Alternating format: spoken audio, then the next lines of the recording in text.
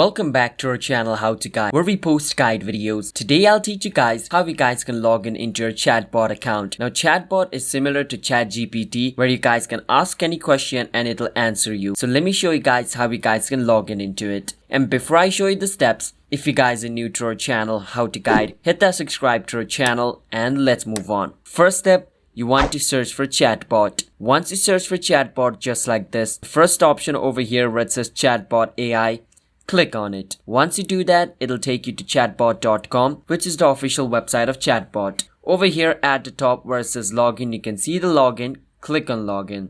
And then it's going to take you to the login page. Now once it takes you to the login page, over here where it says business email, you need to enter your email address. So I'm going to enter my email address over here. You guys also enter your email address. And once you enter your email address, where it says password, you need to enter the password of your account. Once you do that, click on login. And if the email and password is correct, you should be able to log into your Chatbot account. If you forgot your password, you can click on this to recover it as well. So that's it for today's video. Hit that subscribe to our channel How to Guide for future videos just like this. I'll see you guys next time.